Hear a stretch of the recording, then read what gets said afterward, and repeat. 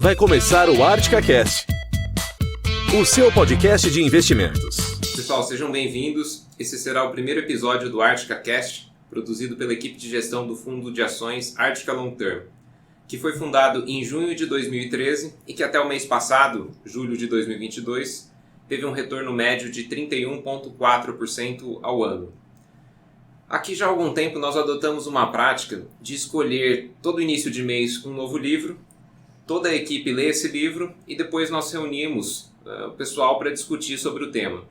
E a gente vai passar a gravar essas discussões para poder compartilhá-las com vocês. Hoje nós falaremos sobre o livro A Regra é Não Ter Regras, que descreve a cultura da Netflix. Mas antes da gente começar, vamos nos apresentar aqui. Eu sou o Ivan Barbosa, sou sócio do Artica e gestor do Artica Long Term, e estão aqui comigo outras duas pessoas que fazem parte do nosso time de gestão. Rafael, você pode se apresentar? Oi pessoal, boa tarde a todos. Primeiro, obrigado pela audiência. Eu sou o Rafael Castilho, sou sócio do Artica também e gestor do fundo, assim como o Ivan. Oi pessoal, eu sou o Matheus e eu sou analista de ações aqui do fundo. Boa. Nessas discussões a gente sempre elege um de nós para organizar o tema e ir conduzindo essa discussão. Hoje o Matheus vai fazer esse papel, ele foi o mais entusiasta entre nós aqui com esse livro. Matheus, você pode fazer uma breve introdução para a gente começar? Claro, Ivan.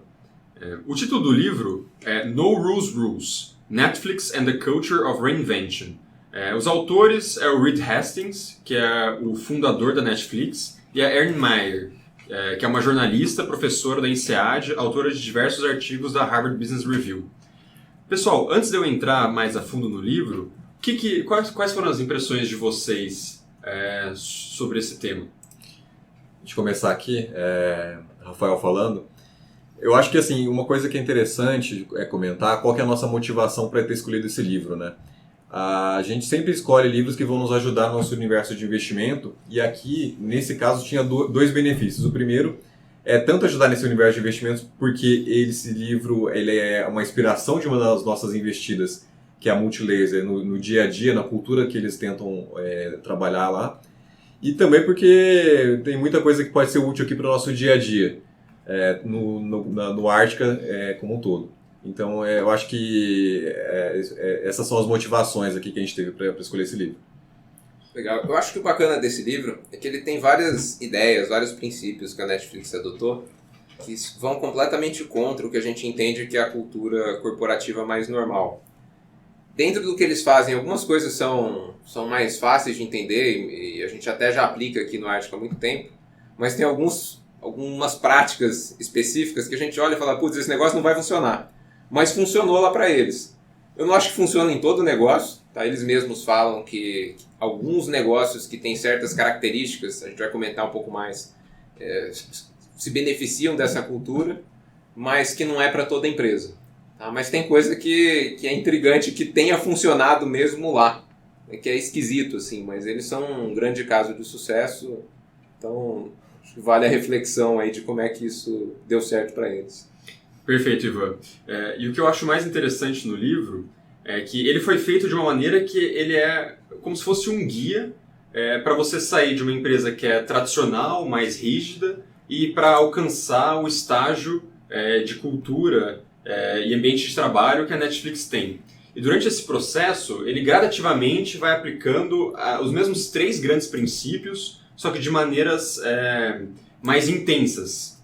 E ele separa então em 3 grandes fases, e cada fase tenta explorar os 3 seguintes pontos, que é você ter um ambiente de alta densidade de talentos, você incentivar uma cultura de bastante feedback e você remover controles e regras e normas burocráticas.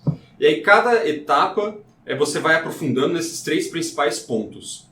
Acho que o primeiro ponto é o que a gente concorda plenamente aqui, sempre praticamos, de só contratar pessoas que estejam muito acima do normal em performance, pessoas extremamente inteligentes, comprometidas. Isso eu acho que cria um ambiente de trabalho que ele é muito mais prazeroso e produtivo para quem tem esse perfil. Até tem um negócio curioso que quando a gente coloca alguém que não tem uma performance na mesma altura, o time vai meio que isolando a pessoa, né? Não agressivamente, assim, mas a pessoa começa a ficar assim, claramente trabalhando meio sozinha e tal, e em um momento ela mesma pede para sair. É um negócio engraçado, mas colocar essa cultura de ter dentro do time só pessoas excelentes, eu concordo plenamente com o livro aqui, que isso maximiza a performance que cada uma dessas pessoas, que já são extremamente talentosas, teria individualmente. A história que eles contam é que eles tiveram dificuldade na Netflix por um período e tiveram que mandar a gente embora por questão de custo mesmo, e eles escolheram, obviamente, as melhores pessoas para continuar na empresa. E o Reed fala que depois que eles fizeram o corte, que eles mandaram com a performance menos adequada, mesmo estando com menos pessoas na empresa, a empresa começou a performar melhor. Um grupo com menos gente era mais produtivo que os outros. Aí eles desenvolveram um conceito lá que falou assim, a densidade de talentos importa. As pessoas que não têm o talento para exercer aquela função, elas acabam atrapalhando, acabam desmotivando o resto do time. Isso faz muito sentido aqui. Eu acho que é por aí para a nossa atividade também. Eu acho que, se eu não me engano, ele comenta que foi demitido 1/3 da mão de obra na época, em 2001 ali. Sim. E mesmo assim eles conseguiram entregar mais do que todo o resto entregava antes. E eu acho que esse ponto é super válido, é algo que a gente sempre prezou aqui no Artica desde o início. E ele tem o benefício tanto da parte de aumentar a produtividade do escritório, de ter gente boa que vai conseguir produzir mais, quanto do ambiente de trabalho, que o Ivan comentou. Pessoas boas juntas vão agregar mais, vão ter sinergias e vão ter prazer em trabalhar juntos. Você vai ter prazer em trabalhar com alguém que você admira, e isso acaba gerando um clima de sinergia e motivação muito grande.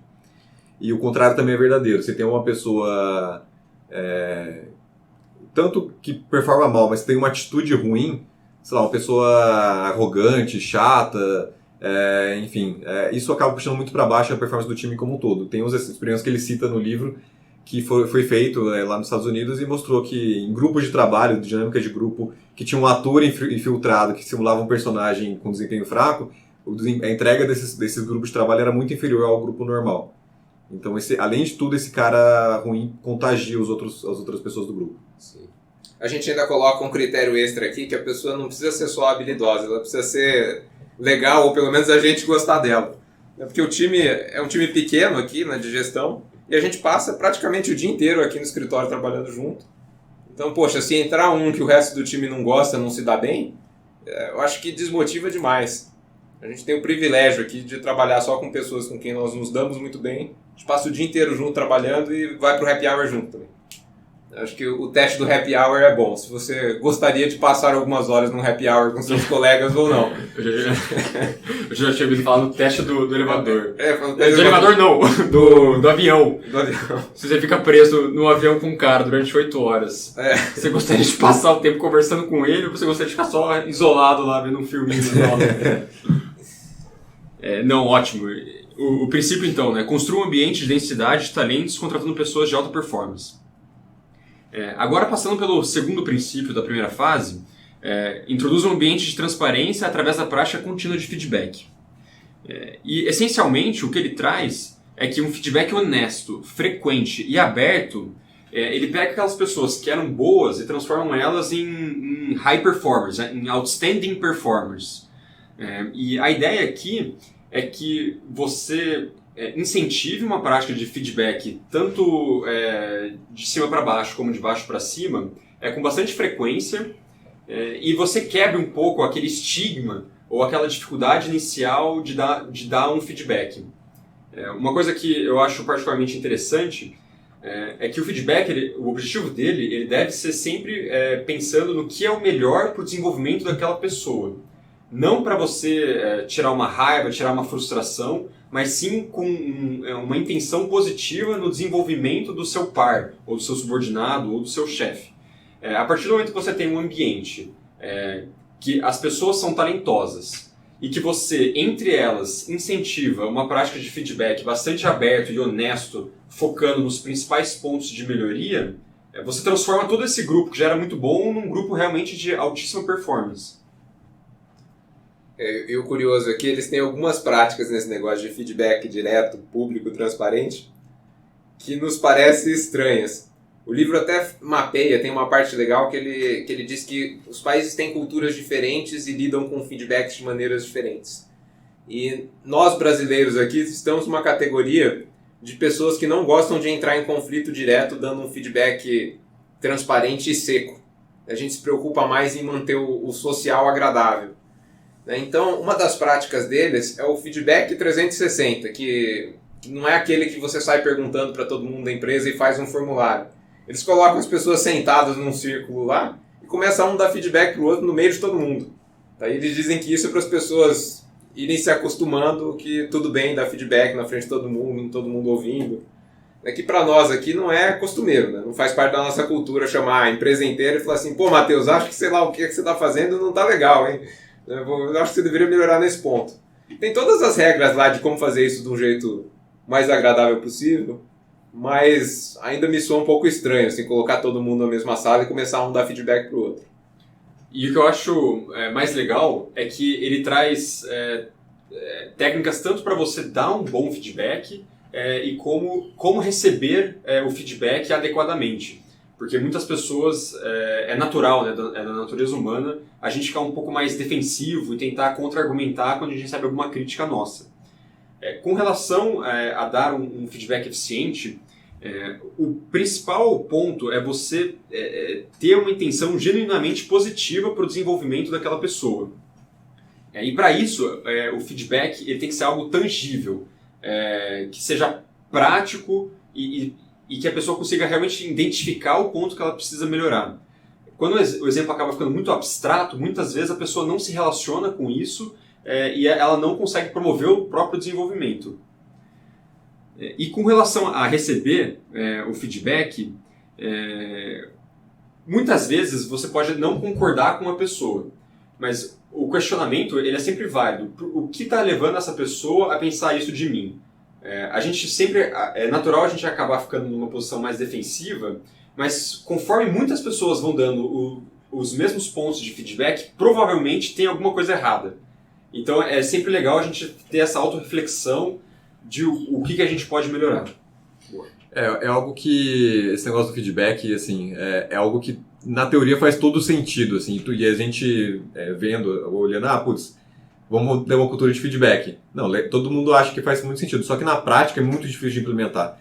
E o que eu acho muito legal desse livro é que ele dá o caminho de como implementar. Primeiro você tem que criar uma cultura de pessoas que estejam dispostas tanto a dar feedback, né, no que você comentou, quanto a receber. Então você tem que ter pessoas abertas, inclusive, e isso tem que partir da galera, dos líderes da empresa. Ele dá até um exemplo de uma reunião que eles estavam fazendo para fechar um negócio na Índia, e aí o líder da área, ele não estava ligando muito para a parte pessoal, ele estava querendo ir mais junto para o negócio ali, e aí estava num jantar, não estava interagindo direito com o cliente.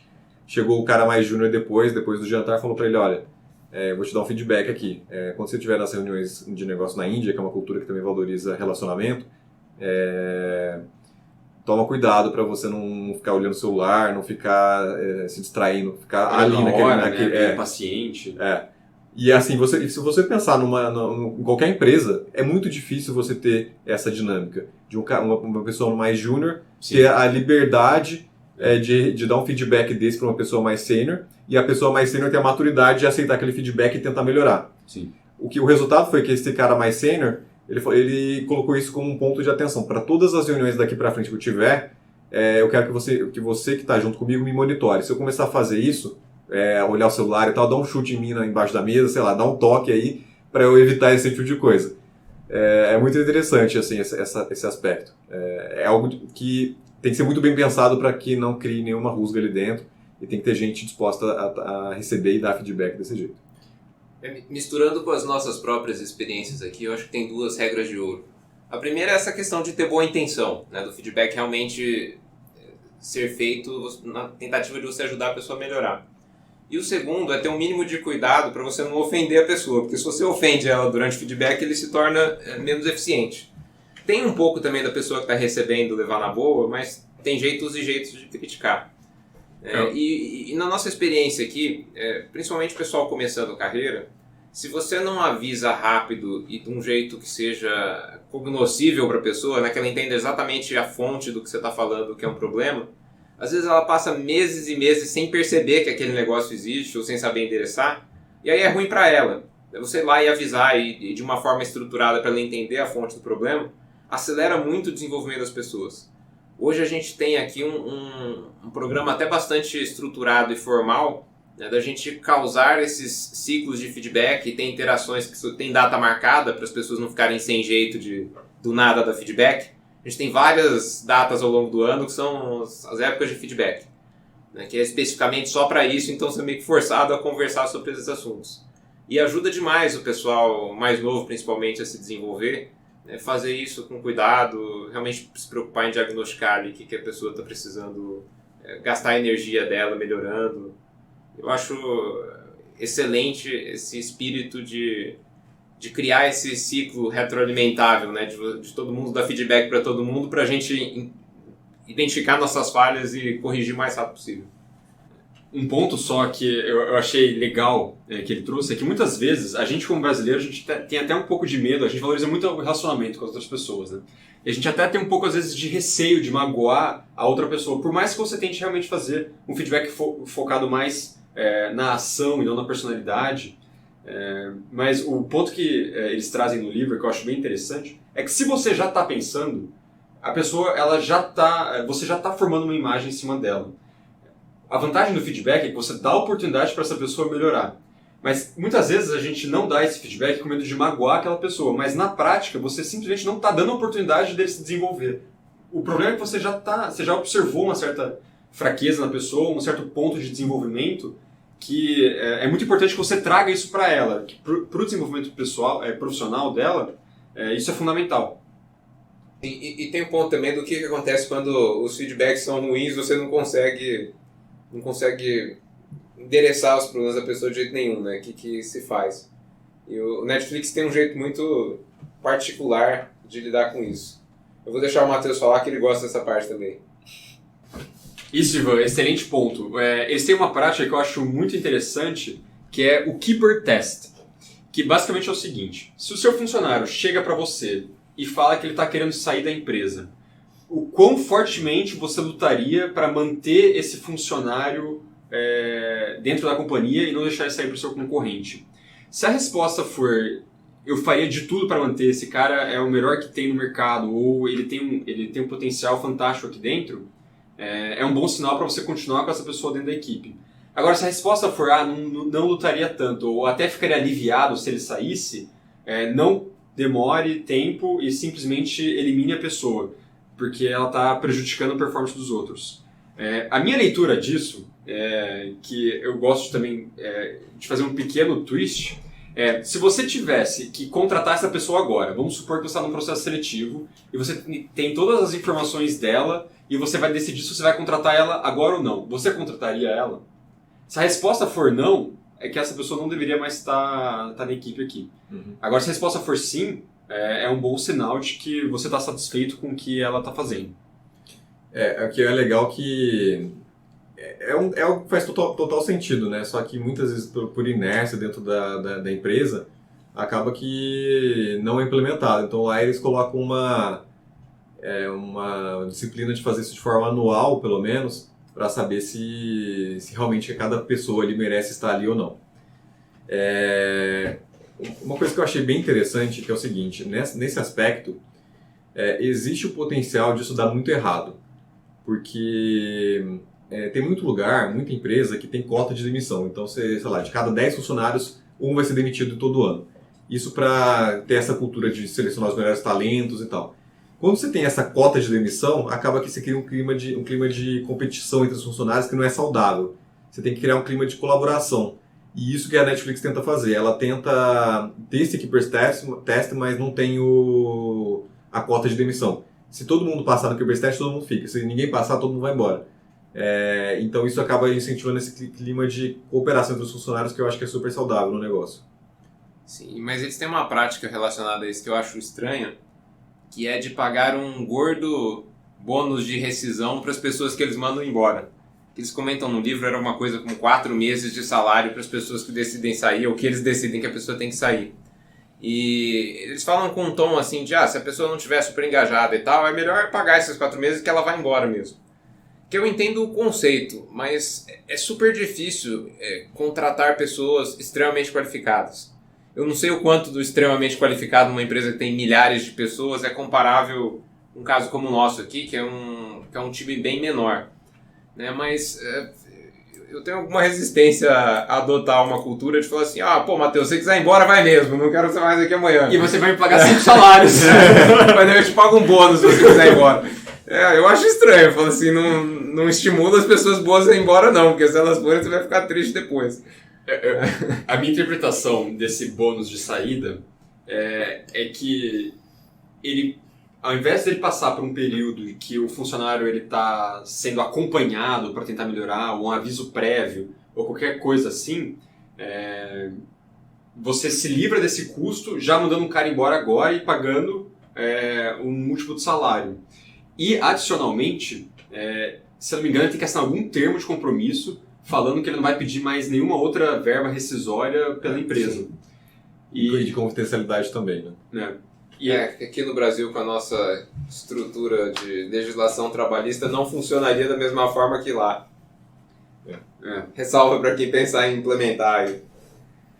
E agora, com relação ainda ao círculo de feedback, então a etapa inicial seria você promover um feedback mais aberto, honesto, você treinar o pessoal a dar um feedback, treinar o pessoal a receber o feedback, você implementar esse keeper test para estar sempre atento ao seu quadro de funcionários, se está todo mundo com uma boa performance. E aí o suprassumo da cultura seria o feedback 360 e aberto, em que todo mundo se reúne numa sala e as pessoas começam a soltar os feedbacks uma por uma, com todo mundo escutando. Então, inicialmente parece que é um momento bem tenso, mas eles trazem algumas regras para a empresa que eu acho que fica até bem interessante, que é o seguinte: você precisa matar a fofoca para que esse tipo de feedback 360 ele funcione, que é zero tolerância a você ficar falando mal de uma pessoa pelas costas dela. Porque a partir do momento que você tem a confiança de que se alguém tiver um problema com você, ele vai falar na sua cara, e que nesses ciclos de feedback a intenção é sempre trazer, não atacar a pessoa, mas atacar a ação de tal maneira que você desenvolva a pessoa, ela tem essa segurança de que ela vai estar naquele momento para absorver, mas quando isso acabar, não tem uma fofoca depois que pode deixar ela mais insegura de ter a sensação de que ela pertence lá ou não. E outro ponto que ele traz que eu acho particularmente interessante, que é até um pouco contra o que a gente adota aqui no Arctica, que é com relação a performance reviews, que ele argumenta que essa não é a melhor forma de você passar o feedback. A melhor forma seria você receber de todo mundo ao mesmo tempo, porque no performance reviews normalmente é um chefe te dando aquele feedback. Muitas vezes esse chefe ele nem tem um exemplo prático para te passar. Uma outra pessoa passou para ele que está passando para você. Agora, quando está todo mundo na sala falando feedback para você, você consegue entrar muito mais nos detalhes e tirar o melhor disso. Deixa eu defender a nossa prática interna aqui. Eu acho que vale a pena ter esses ciclos formais de feedback, porque às vezes você diagnostica que a pessoa está fazendo determinada coisa de um jeito subótimo, mas nem sempre é óbvio por que ela tem essa falha de performance. E você identificar a fonte do problema é um negócio meio trabalhoso. Numa cultura de feedback muito espontânea, assim, que na hora você chega lá e pensa e fala, eu acho que é isso aqui. Eu não acredito que seria possível chegar ao nível de destilação de feedback que a gente chega aqui. Nós conversamos com todo mundo que trabalhou com aquela pessoa. Normalmente a pessoa mais sênior, que trabalhou mais com o avaliado, é que conduz esse ciclo de feedbacks. E nós temos uma discussão no time sênior de, poxa, essa pessoa está com esse problema aqui. Por que esse problema está acontecendo e o que a gente precisa falar para ela para ajudá-la a superar esse ponto específico? Isso não é uma pergunta óbvia. A gente gasta bastante tempo e energia para chegar nessa recomendação prática, que é aquela parte de ser um feedback sobre o qual a pessoa possa agir, que seja o foco de atenção correto para o momento que a pessoa está. Ficou meio abstrata a minha descrição, mas no fundo é isso. Se você pegar um analista ali com um ano de experiência, ele tem um caminhão de coisas para desenvolver. Você não vai chegar para ele derramar tudo ali que ele precisa fazer bem até virar um super gestor. Fala assim, pro ponto de experiência que ele está agora, qual que é o próximo passo que o nível de habilidade e experiência dele é suficiente para conseguir percorrer, né, e que tem um sequenciamento lógico na carreira que a gente deveria ajudar. É muito difícil fazer isso colocando um monte de gente na mesma sala e fazendo feedback cruzado ali na hora. Perfeito. Tem uma análise mais profunda aí na nossa prática aqui. Talvez isso que eu comentei são feedbacks mais pontuais, assim, né? Mas você, de fato, ter uma coisa mais estruturada, o processo ajuda. Eu não gosto da palavra porque vai associar com algo que virou chavão aí, né? Mas a gente tenta fazer um coach com as pessoas, né? Mas não nos métodos mágicos. Pensando que a gente já percorreu esse caminho e tentando dar luz nas coisas que foram dificuldades que o pessoal mais sênior já superou, né? Para ajudar o pessoal mais novo a avançar mais rápido. E com isso, uma vez que você definiu um ambiente de pessoas talentosas e que estão constantemente com feedback para ter um alinhamento claro de incentivos e objetivos para a empresa, ele parte para a terceira fase, que é gradualmente a remoção de controles e barreiras burocráticas. E aí como que eles fazem, né? Explicar um pouco do faseamento. Primeiro, eles removeram toda a política de férias. Depois eles removeram toda a política de viagens e de despesas. E depois que já tinha isso implementado e funcionando, eles começaram a remover barreiras na tomada de decisão, dando mais autonomia para quem está ali munido de mais informações, o funcionário talvez mais júnior, para tomar as melhores decisões. Com isso você cria uma organização mais eficiente, digamos assim. E o que é interessante é que assim, parecem decisões...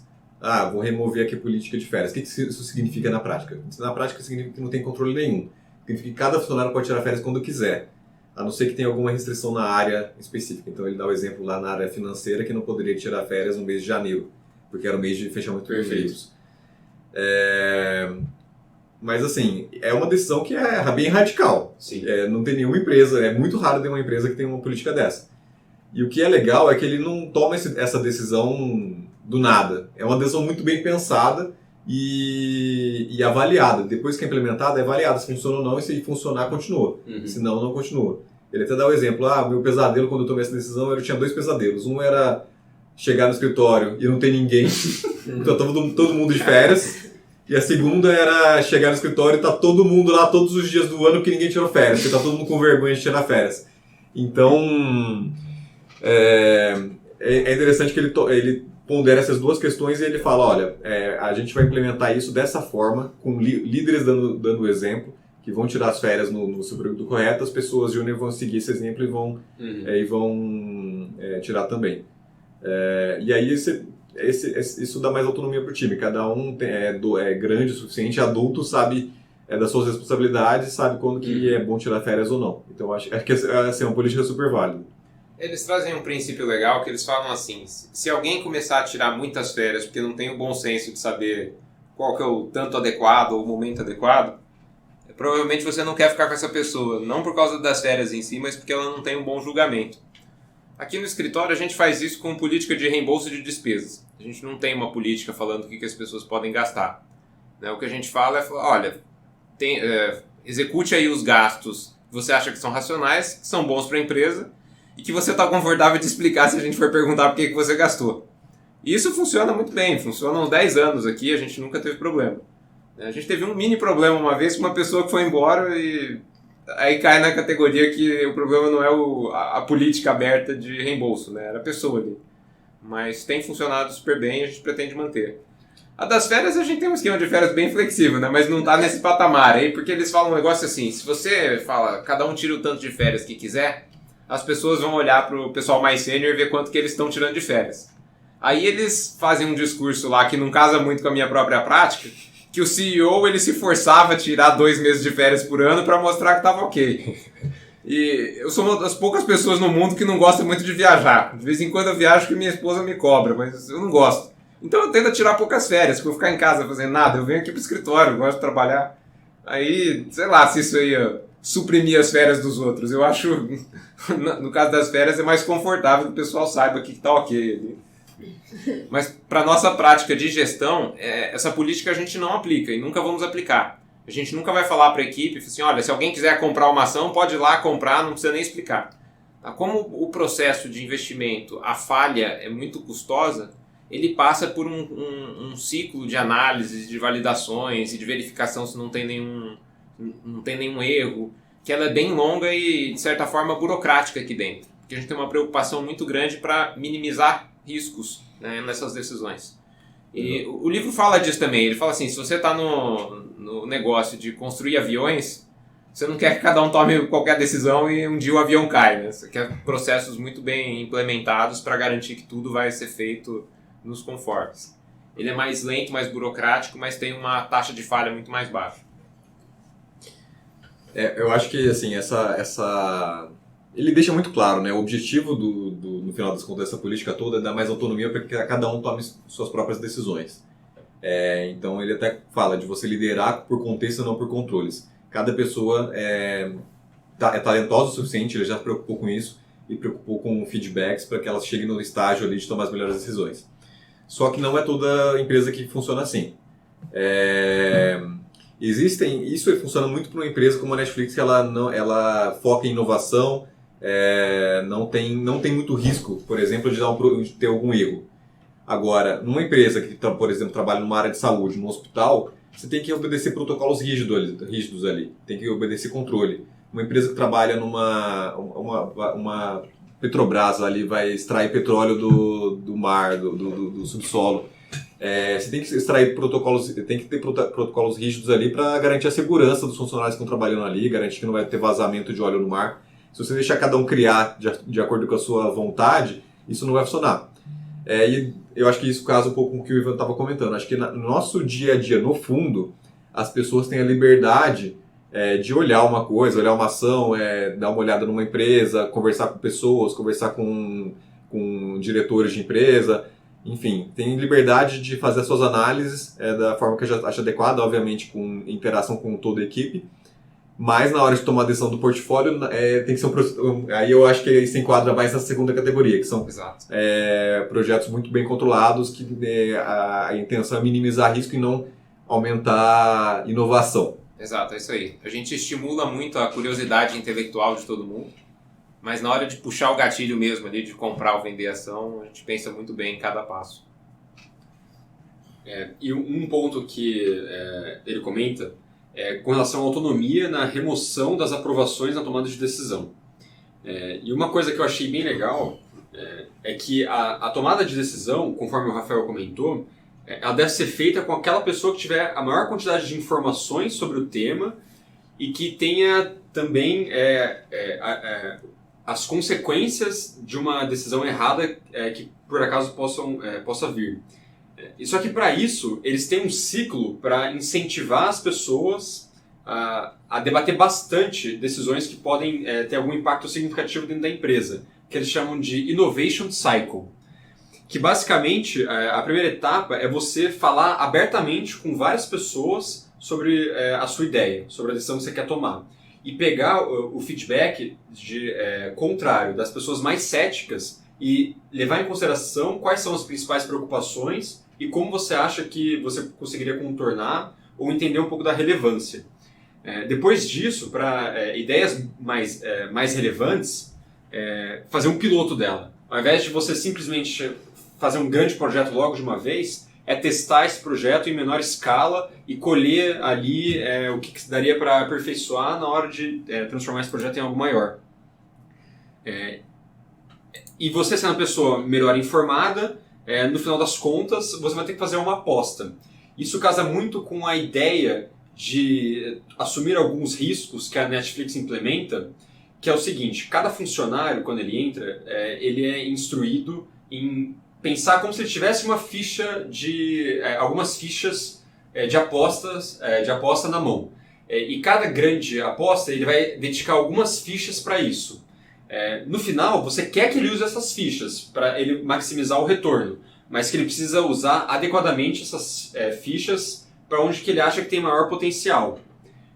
Essa pessoa, então, que está propensa a buscar algo disruptivo, se ela estiver bem informada, depois de ter testado a ideia dela com outras pessoas e colhido informações relevantes, ela vai lá e decide se ela faz ou não faz aquela decisão final. E se der certo, comemore, mas se der errado, o princípio que eles comentam no livro é que você jogue bastante luz nisso e exponha os fracassos e os principais aprendizados disso com todo mundo da empresa, para que outras pessoas também não cometam esse mesmo erro que você fez. É interessante que assim, é uma cultura de que você... até tem uma passagem no livro que ela comenta assim, na Netflix você não é demitido se você cometer um erro, você é demitido se você não tentar.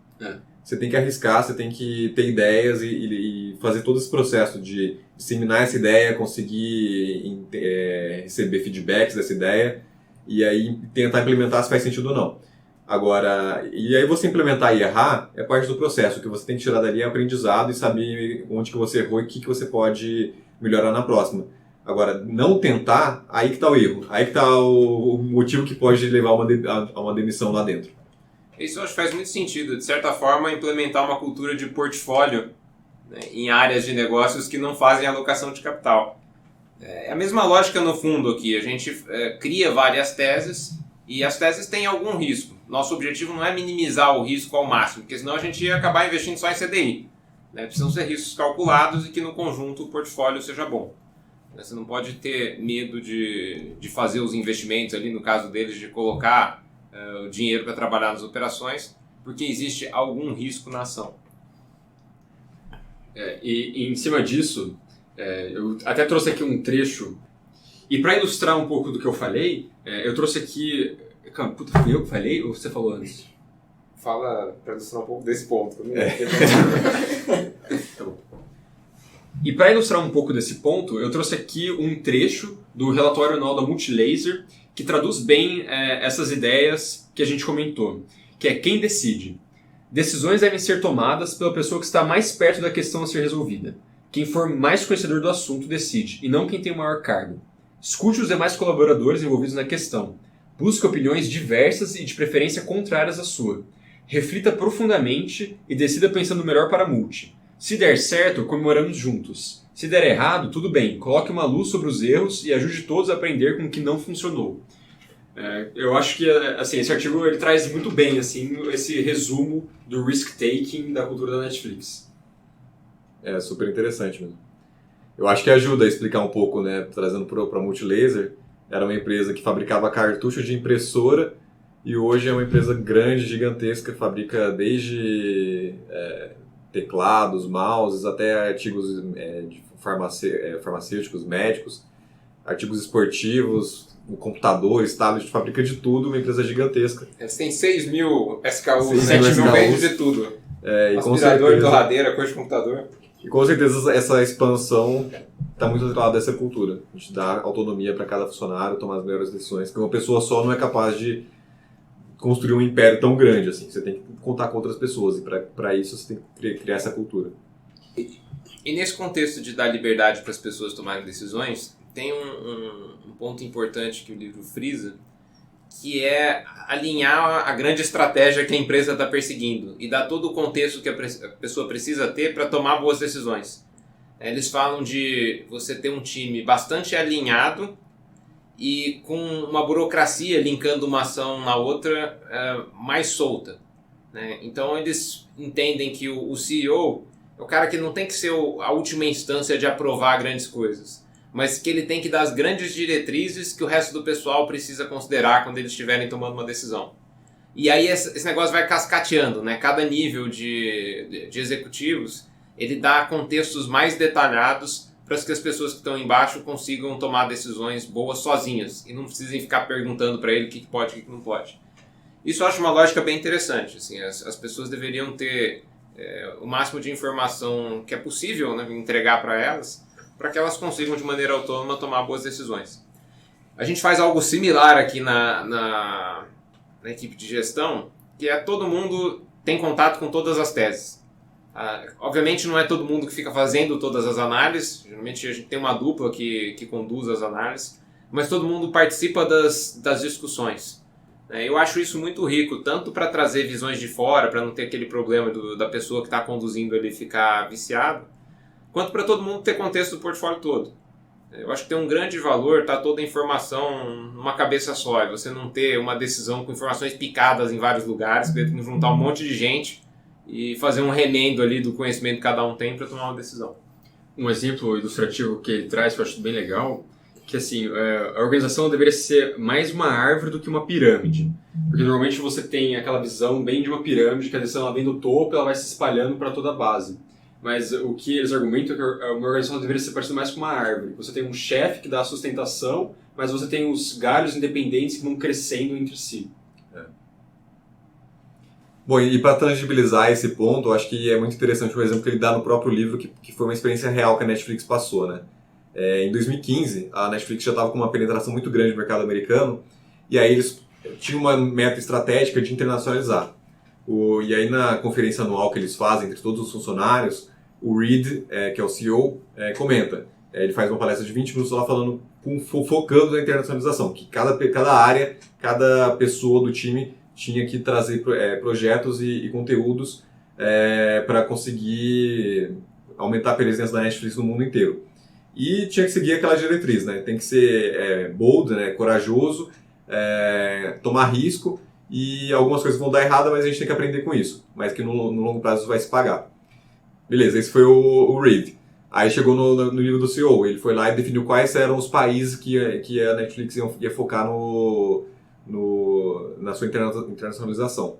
Aí falou do Brasil, falou da Índia, enfim. Chegou depois a diretora de conteúdo. Aí ela pensou em quais conteúdos que viajavam melhor entre cada país. E ela pensou em trazer mais cartoons nesse momento inicial em cada país. Porque o cartoon, a voz do personagem fica fácil de você conseguir dublar. Ele não fica um negócio fantasioso. Às vezes no filme, uma dublagem de filme não fica tão boa. E aí então, dado esse contexto todo, chegou no último funcionário da cadeia ali, que era o cara que tomava a decisão lá na Índia de comprar conteúdo ou não. E aí chegou para ele um cartoon que era típico da Índia, que historicamente fazia sucesso lá, só que está sendo vendido num preço caro, enfim, ele começou a ter dúvida se valia a pena ou não. Só que daí ele lembrando do contexto que tinha sido dado, do Reed, a gente precisa internacionalizar e a gente precisa tomar risco, do CEO, que a gente precisa entrar na Índia, e da diretora de conteúdo, olha, a gente precisa investir em cartoons, ele, olha, baseado nesse contexto, eu sei que está um pouco caro, mas se eu comprar esse negócio e der errado, eu vou aprender bastante. Mesmo, então, considerando todo esse contexto, eu acho que vale a pena. Ele foi lá, comprou, o cartão foi lançado na Índia, fez um baita sucesso lá, e aí isso eu acho que ilustra um pouco dessa cultura. O funcionário, longe do nível de CEO, tomou uma decisão de milhões de dólares para investir pela Netflix. E eles conseguiram exportar esse conteúdo também, fez sucesso na Índia e em alguns outros países. Uma dúvida que eles tinham se a diferença cultural ia impedir o sucesso do cartoon. Bom, pessoal, para não estender muito o podcast, vamos fazer uma rodada final aqui das lições que cada um tirou do livro. Matheus, quer começar? Quero sim. Eu acho que a minha principal lição foi: tenha pessoas altamente qualificadas e não aceite a mediocridade no ambiente de trabalho. Boa. Do meu lado, assim, eu concordo com o que o Matheus falou, eu acrescentaria que essas pessoas têm que ter autonomia para tomar as melhores decisões. Eu acho que é super importante trabalhar com pessoas que sejam adultos e que tenham responsabilidade de adultos, tomem suas decisões e arquem com elas. Isso cria uma cultura mais de melhores decisões para quem está com mais informação, munido de mais informação para conseguir executar. Legal. Além das práticas e dos princípios da Netflix, eu acho que fica uma lição aí de segunda derivada, da gente tentar pensar por primeiros princípios se as regras que nós estamos implementando fazem sentido. Porque tem muita coisa que a gente adota por similaridade, assim, sempre foi assim, você continua fazendo. E a hora que você começa a analisar com mais profundidade, não faz tanto sentido assim para o seu contexto. E eles tiveram a ousadia de reconstruir a coisa inteira, com um framework que não vai funcionar para todo negócio, mas para o negócio deles faz sentido. Eu acho isso legal, da gente não ficar preso em tradições e sempre saber exatamente por que a gente está fazendo cada coisa. Pessoal, para quem ficou interessado no livro, recomendamos fortemente que leiam. Lembrando, o título, A Regra é Não Ter Regras. Reed Hastings e Erin Meyer. Muito obrigado e até o próximo Clube do Livro. Até mais, pessoal. Abraços. Tchau, tchau!